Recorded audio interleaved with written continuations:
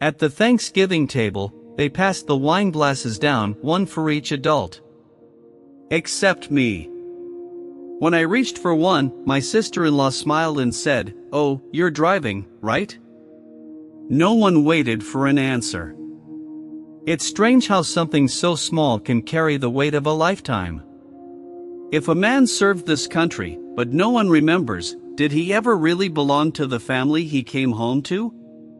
The room smelled like cinnamon, sage, and something I couldn't name, maybe pride. But not mine. I sat between my niece and a cousin's child I barely knew, the folding chair beneath me colder than it should have been. Across the table, my younger brother Marcus was already mid-toast, his white button-down crisp, his voice full of practiced warmth. "To family, to achievement, and to another year of growth," he said. Everyone clinked glasses. Even the kids had sparkling cider. I nodded and lifted nothing. My water glass remained untouched, forgotten, just like the seat they gave me when I walked in. They called my name once, when someone needed help moving chairs. Not when the toasts were passed. Not when they listed milestones. Camille beamed as they praised her new firm partnership. Marcus and his wife Cheryl got their round of applause for renovating their third home. Even Jazz, my niece, got a shout-out for her art school scholarship. I smiled for each of them. That's what I do: smile, serve, disappear. But that night, something shifted. Not in the room. In me. I knew what I carried in my coat pocket. A letter I'd written the night before. And when the last toast echoed into silence, I realized this would be my final Thanksgiving in that house. Or so I thought. ChatGPT Delaney. The gravy boat passed from hand to hand, skipping mine without pause. I didn't reach for it. Didn't ask. The mashed potatoes on my plate stayed pale and untouched, waiting. Across the table, Marcus was telling a story from his last ER rotation. He used his hands like a conductor, commanding attention with every word. Cheryl added her part, something about a difficult patient who turned out to be a retired senator. Everyone laughed. Camille leaned in, her wine glass tilted just enough to catch the chandelier light. She offered a quick, polished nod my way when she caught my eye. Then turned back before I could return it. Jazz sat to my right, scrolling quietly on her phone. Her screen reflected in her glasses, blinking blue and white. She'd worn a black sweater with silver studs on the sleeves, probably something new. She didn't say much, but she was there, present, in a way others weren't. That counted, somehow. The clink of silverware, the scrape of plates, the hum of conversation that never slowed down enough for me to join it wrapped around me like wallpaper I couldn't peel away. I picked up my fork. Put it down. Folded my napkin. Unfolded it again. My fingers rested on the edge of the table. Not clenched. Just still. The chair beneath me creaked when I shifted. No one looked. From the kitchen, I heard the faint click of the dishwasher door. Cheryl had programmed it earlier, boasting about the smart features. It beeped once. Then silence. I almost stood. Almost offered to help clear the dishes. But I stayed seated. My feet were steady on the floor. My back a little straighter than usual. Jazz nudged her plate toward me, quietly. "Could you cut the turkey, Uncle CJ?" Her voice was soft, like she knew it mattered to ask. I nodded. Took the knife. The blade glinted in the candlelight. Steady strokes, same way I'd learned back in mess hall rotations. Uniform slices. Even when no one asked for precision. Across the table, Camille popped the cork on a second bottle. Laughter followed like clockwork. I glanced toward the head of the table, where Dad used to sit. That seat was empty this year. He hadn't been gone long. Just long enough for the rhythm of things to adjust around the absence. Marcus sat there now, by default more than choice. He fit the chair well. Fit the story better. I looked down the table.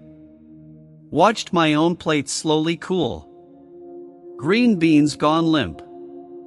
Stuffing crumbling dry. One chair. One setting. One name no one had spoken since Grace. I lifted my glass. Water. No one noticed. The candles flickered. One leaned just enough to let wax drip onto the tablecloth. No one moved to catch it. In the hush between courses, I could hear the soft buzz of the ceiling fan and the ticking clock on the wall I hung for Mom last winter. She never said thank you. Just nodded and pointed out it ticked too loudly. I stayed seated. Not out of duty. Not out of hope. Only because leaving too soon would have made them think they'd done nothing wrong. The living room filled slowly after dinner, just as it always did. The older folks eased into chairs with practiced familiarity, while the younger ones hovered near the kitchen, balancing pie plates and second helpings of whipped cream. Cheryl turned on the jazz station from the smart speaker in the corner. A soft piano riff spread across the room like a rug no one noticed anymore. Familiar, pleasant, forgettable. I stood near the hallway, holding an empty dessert plate I hadn't really used. No one asked if I wanted coffee. I didn't either. Camille was showing photos from her firm's latest charity gala. The mayor came, if you can believe it, she said, holding out her phone like proof of relevance. Jazz leaned in for a second, nodded politely, then drifted toward the window. Her plate was still half full, but she carried it like she knew the expectation was to make it disappear.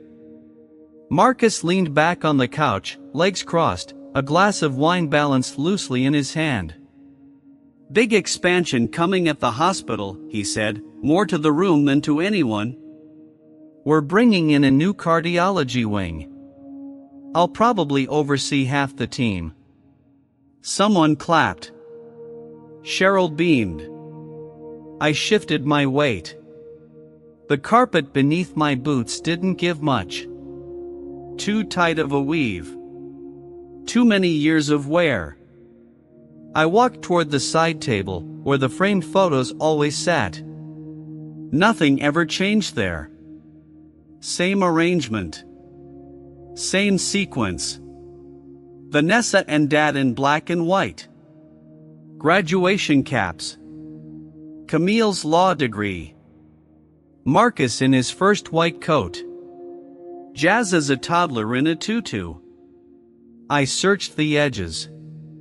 One photo of me basic training, cropped too close, colors faded into beige. It leaned at a slight angle. I reached to straighten it, then pulled my hand back before it touched the glass. Behind me, someone laughed too loud. Cheryl again. Her voice had a way of making the room seem smaller. No one had asked me anything. Not where I worked now. Not what I'd been reading. Not how I'd been sleeping. And certainly not about the memorial I'd attended last month, 3 of my unit buried under flag-draped silence. I'd worn my uniform that day. Folded a flag. Held a mother's shaking hand. No one here even knew. Camille walked past me, balancing a mug of tea. Still standing, CJ, she asked, without slowing. Grab a seat before Dad's old recliner swallows Marcus whole. I nodded once. Said nothing. In the hallway mirror, I caught a glimpse of myself. The jacket fit a little loose. The collar pressed against the back of my neck in a way that reminded me of formation. At ease.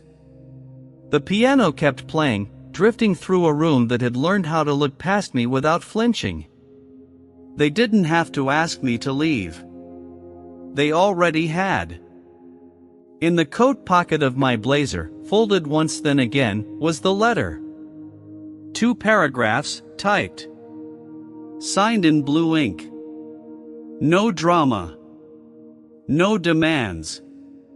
Just facts and my name. I'd written it 3 nights ago, at the small desk near the window in my apartment.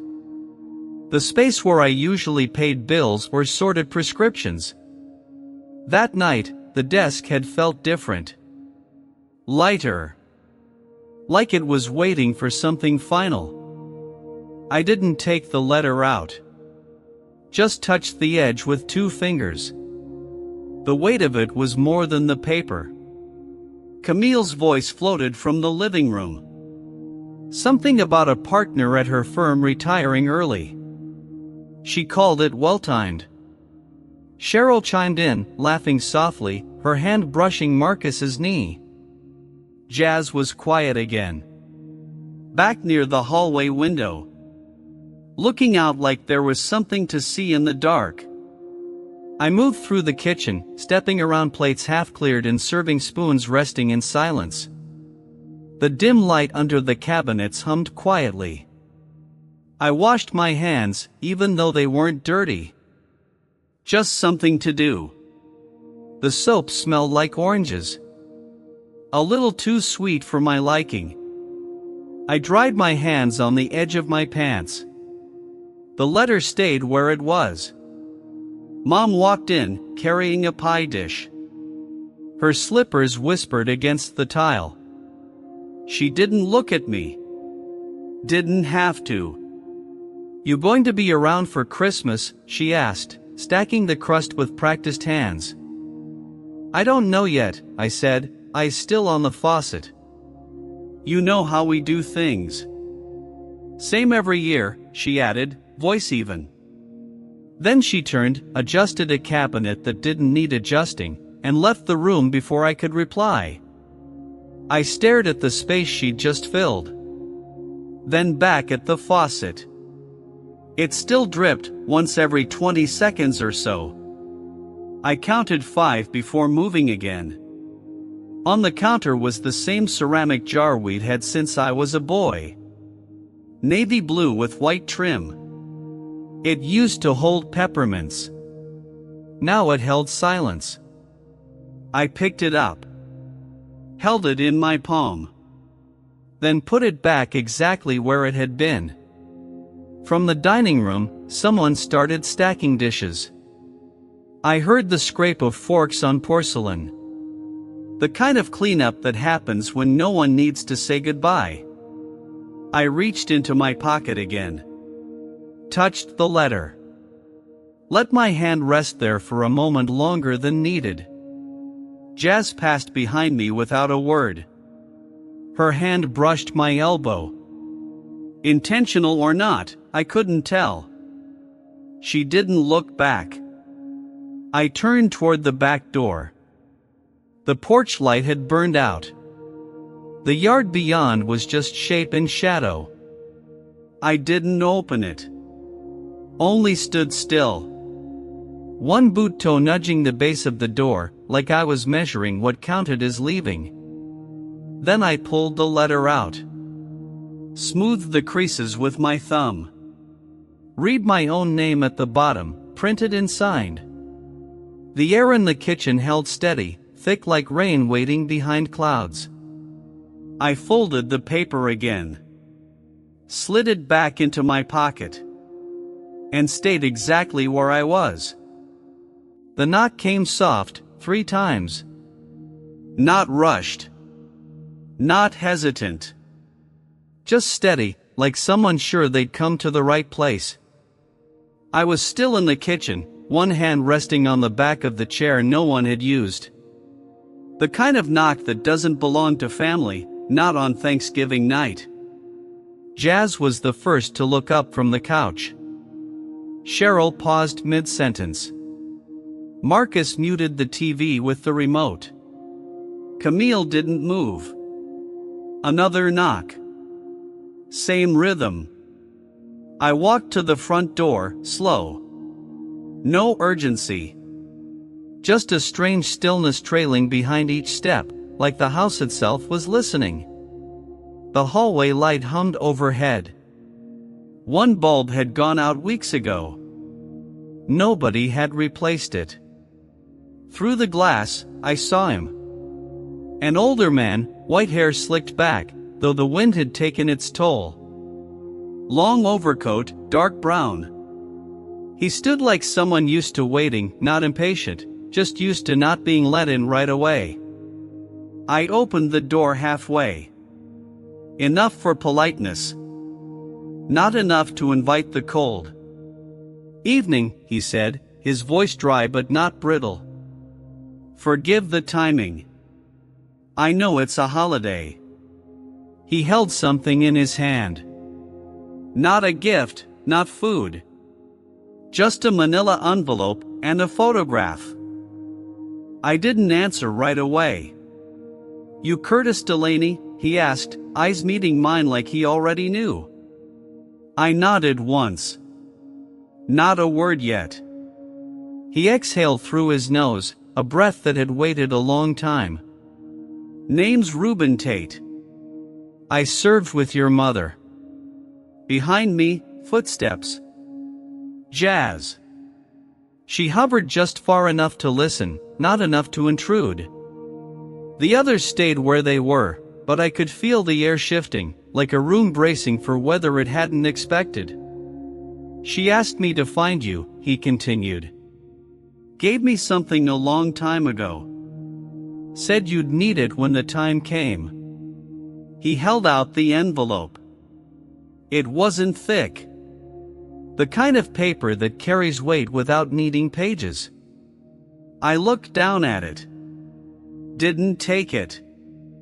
"I drove a long way," he said, quieter now. "Didn't know if you'd be here. But she was always sure you would be." I stepped aside. He didn't ask to come in. Just stood for a moment, watching my eyes for something. Maybe permission. Maybe understanding.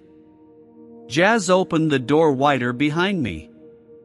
Reuben nodded at her. "You must be Jasmine.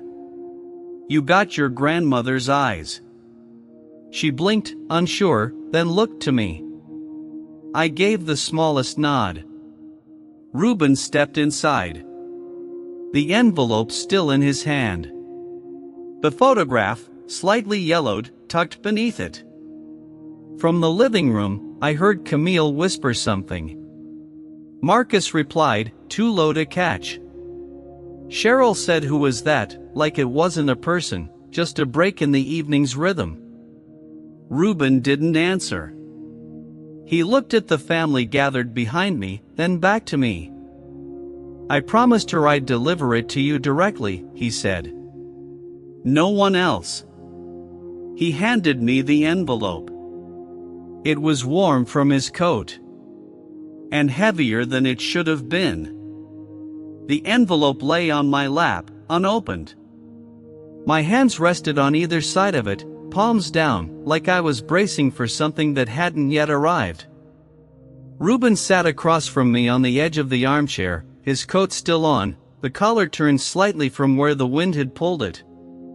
The room had gone quiet, the kind of silence that wasn't awkward, just uncertain. Camille stood near the fireplace, arms folded, not saying much. Marcus leaned against the wall by the hallway, glancing now and then toward the dining room, as if expecting someone to rescue him from the moment. Cheryl stayed seated, cup of coffee untouched in her hands. Jazz sat beside me, legs crossed, phone tucked away for once. I picked up the photograph. The edges were soft with age, the image slightly warped from time. In it, my mother stood in uniform, sleeves rolled, clipboard in one hand. Her hair pulled back, but her expression clear. Not posed. Not forced. Like she was mid-sentence.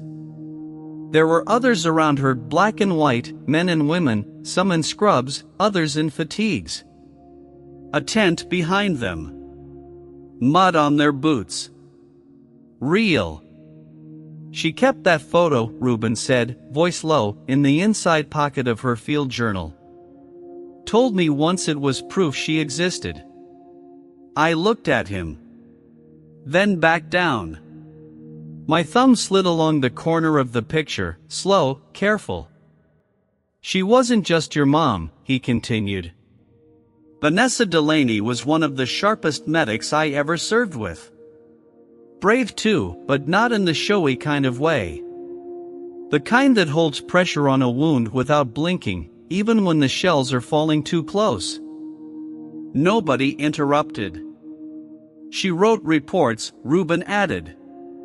Detailed ones. Not just for the chain of command, but to document what was really happening, how certain soldiers got passed over, how resources were withheld from the black units, how some names never made it to the official list. I opened the envelope. There were 3 sheets of paper inside. Handwritten. Her handwriting. Slanted but firm, like it always had been when she signed permission slips or wrote grocery lists. The ink had faded slightly at the edges. But the first line was clear. For my son, when the silence becomes heavier than the uniform. I didn't read aloud. Not yet. Reuben didn't press. He leaned back a little, hands clasped loosely between his knees. His gaze rested somewhere in the middle distance, like he'd already said what he came to say. I folded the first page gently, placed it back in the envelope. The photograph sat on the arm of the chair now, the light catching the corner where the edges curled. Camille finally spoke. Why are we just hearing about this now? Reuben looked at her, steady. Because she asked me not to say anything until he was ready to hear it. He didn't point. But everyone knew who he meant. I didn't look at them. My eyes stayed on the writing. Each letter carried the weight of a woman I'd buried with too little ceremony. And just enough unfinished truth to shift the shape of everything I thought I knew. The envelope rested on the table now, opened and still. The letter was folded again, neatly, like it had never been touched. Beside it, the photograph of Vanessa Delaney hadn't moved since I placed it there. Her gaze, frozen mid-action, confident, looked past the living room like she had somewhere else to be.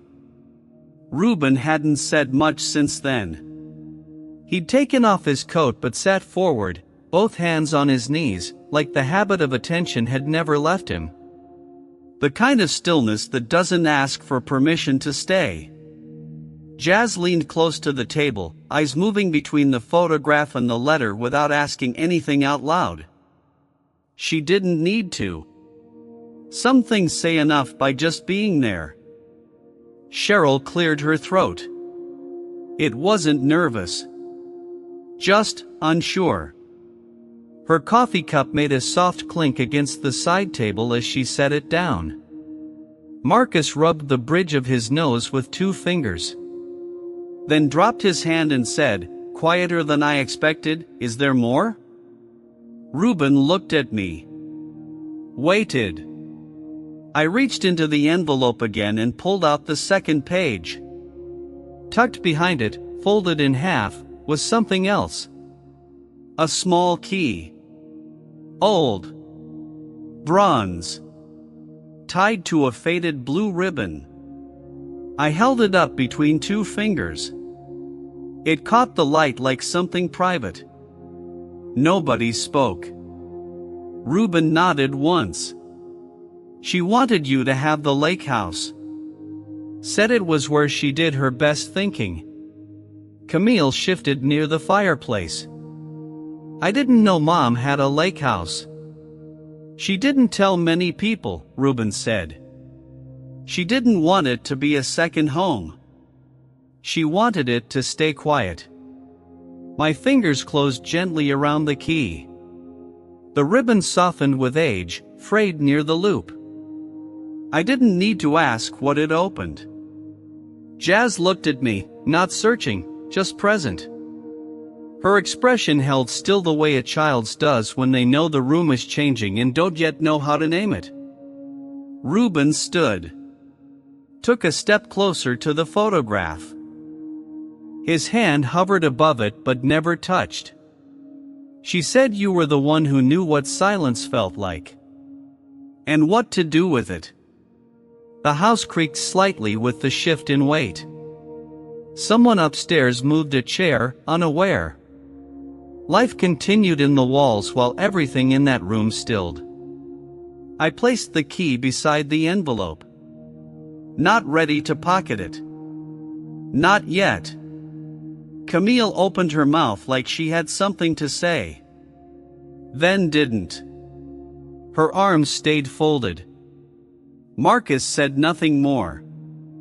Reuben reached for his coat but paused. She left instructions with the foundation board, he said. There's a letter of succession. A position if you want it. He didn't explain further. The clock ticked behind us. Even that sound felt quieter now. I stood for the first time in what felt like hours. Not to speak. Not to declare anything. Only to breathe a little taller. To remember the weight in my pocket wasn't just a letter. And that silence, passed the right way, could carry more than history. It could carry legacy. The dining room had grown dim, the chandelier now casting longer shadows than light. No one moved to turn it up. The flicker felt honest somehow, like the house itself understood the hour had shifted. Jazz sat quietly at the end of the table, chin resting on one hand. Her plate was still there, mostly empty. She hadn't spoken in a while, but her gaze never left the photograph on the table. The key beside it caught a strip of soft light, the blue ribbon curling slightly at the edge. Marcus stood near the hallway, arms crossed. His watch beeped once, subtle, insistent. He silenced it without looking. Cheryl had gone to check on something in the kitchen and hadn't returned. Camille leaned against the doorframe, one slipper tucked behind the other. Her posture had softened, though her eyes hadn't. Reuben had stepped outside, saying he'd give us space. No coat. Just the door clicking gently behind him. The kind of exit you don't notice until the cold seeps back in. I remained where I'd stood. My hand resting lightly on the back of the chair, the envelope no longer in reach, but still close enough to feel. I didn't know any of this, Marcus said, voice quiet, not defensive. She never said anything to me. I looked over, then down at the tabletop. She didn't need to, I said. Camille shifted but said nothing. I thought I understood who she was, Marcus added. Mom. Grandma. Church lady. Lemon pound cake in the freezer. I nodded. That was part of her. Just not the whole of her. Jazz glanced up then. Like you? Her voice was soft, but it found its way through the silence. Nobody responded right away. She stood, walked over, and picked up the photograph. Held it with both hands like something sacred. Then she looked at me, and for the first time that night, I saw a different kind of question in her face. Will you go? She asked. The question didn't ask where. Not out loud. But it lingered between the lake house, the foundation, and something else harder to name. I didn't answer right away. Instead, I took the key. The ribbon brushed my knuckles, and for a second, I remembered the feel of my mother's hands. Steady. Warm. Always moving towards something that mattered. I think it's time, I said. To stop sitting where I'm not seen. Camille looked away. Not dismissive, just unready. Marcus didn't speak again. Jazz nodded. Quietly, once. And for the first time in that house, I didn't feel like a guest in my own name. I wasn't a shadow. I wasn't a story they half remembered from someone else's telling. I was Curtis Delaney. The man they never really knew. But now, maybe, they would. Some stories aren't loud.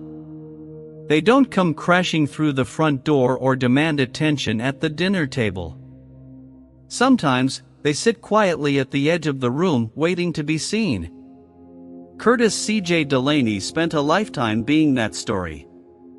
A man who served with dignity, who carried silence like armor, who watched others get praised for showing up while he was forgotten for standing steady. But when a knock came bearing his mother's hidden truth, everything shifted.